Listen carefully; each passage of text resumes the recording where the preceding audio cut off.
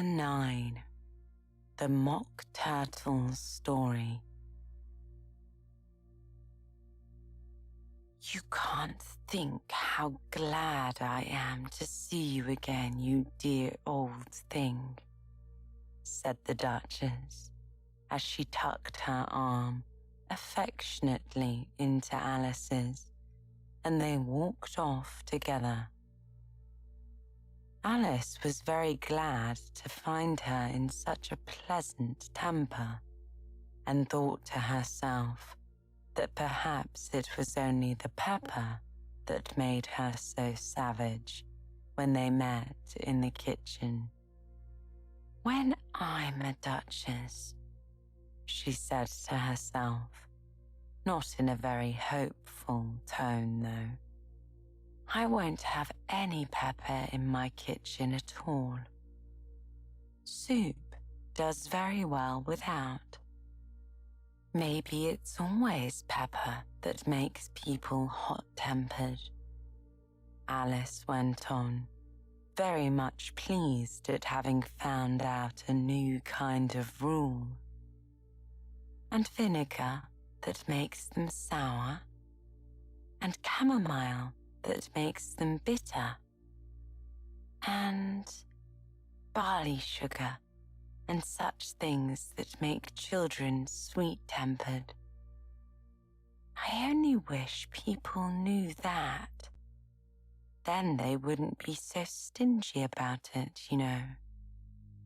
She had quite forgotten the Duchess by this time, and was a little startled when she heard her voice close to her ear. "You're thinking about something, my dear, and that makes you forget to talk," the Duchess said. "I can't tell you just now what the moral of that is, but I shall remember it in a bit." "Perhaps it hasn't one," Alice ventured to remark. "Tut, tut, child," said the Duchess. "Everything's got a moral, if only you can find it." And she squeezed herself up closer to Alice's side as she spoke. Alice did not much like keeping so close to her. First, because the Duchess was very ugly, and secondly, because she was exactly the right height to rest her chin upon Alice's shoulder, and it was an uncomfortably sharp chin. However, Alice did not like to be rude, so she bore it as well as she could. "The game's going on rather better now," she said, by way of keeping up the conversation a little. "'Tis so," said the Duchess. "And the moral of that is, oh, 'tis love.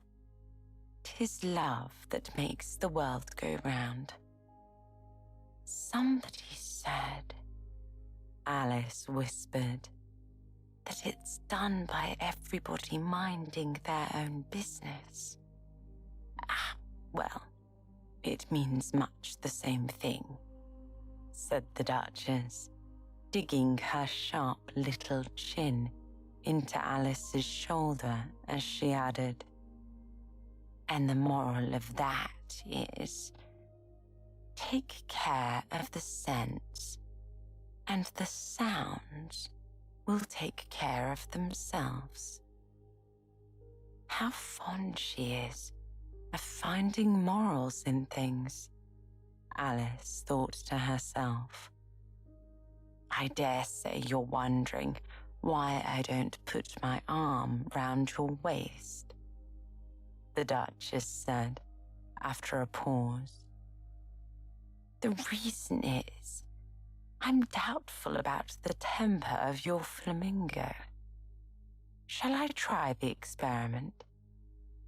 "Oh, he might bite," Alice cautiously replied, not feeling at all anxious to have the experiment tried. "Very true," said the Duchess. "Flamingos and mustard both bite.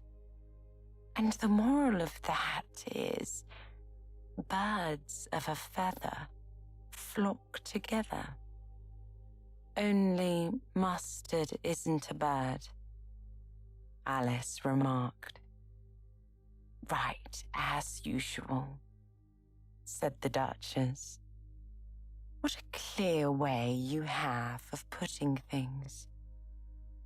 "It's a mineral, I think," said Alice.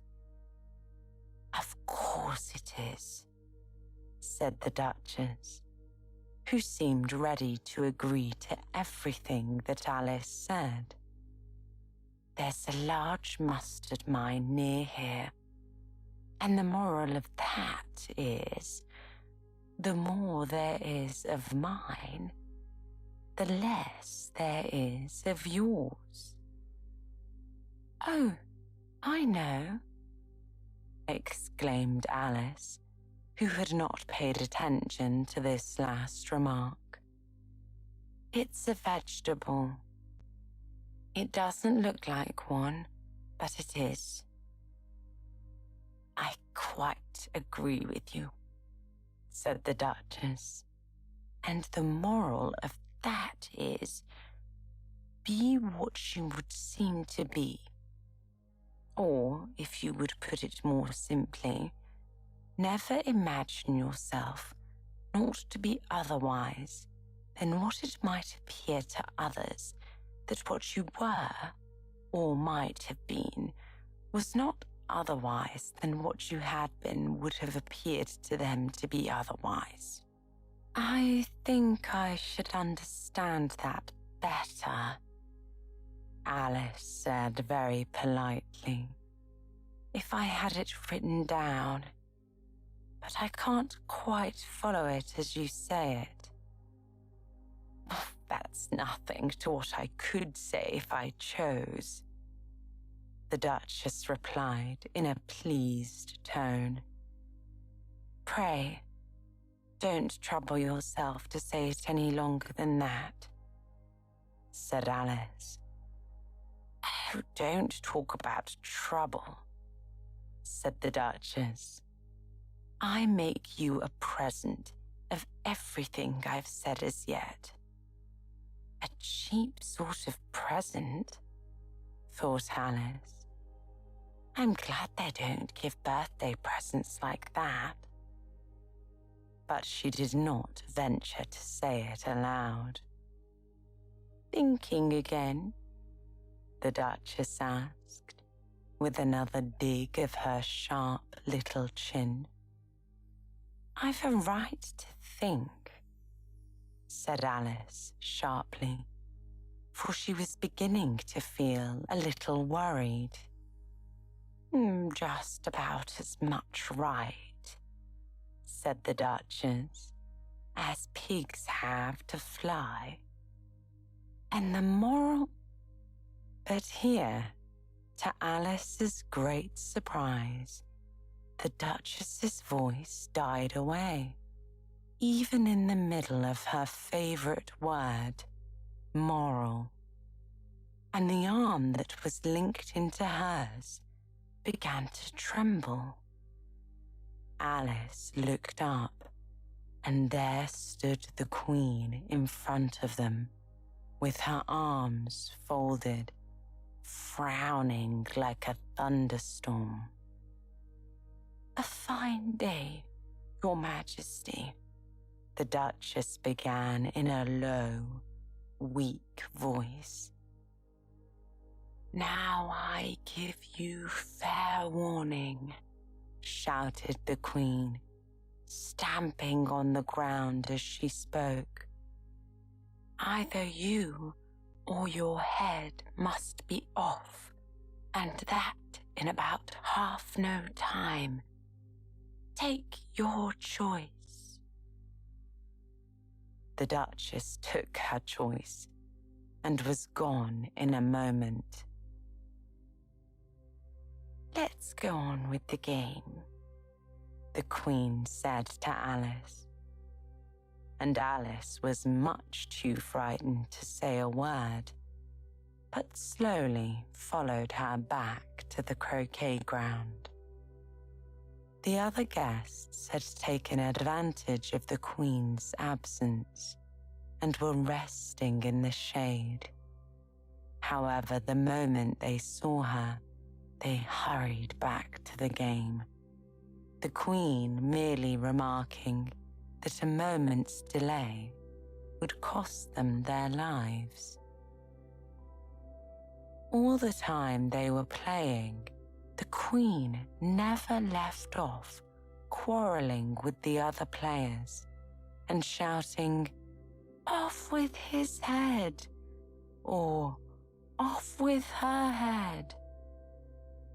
Those whom she sentenced were taken into custody by the soldiers, who of course had to leave off being archers to do this, so that by the end of half an hour or so, there were no archers left, and all the players, except the King, the Queen, and Alice, were in custody and under sentence of execution. Then the Queen left off, quite out of breath, and said to Alice, "Have you seen the Mock Turtle yet?" "No," said Alice.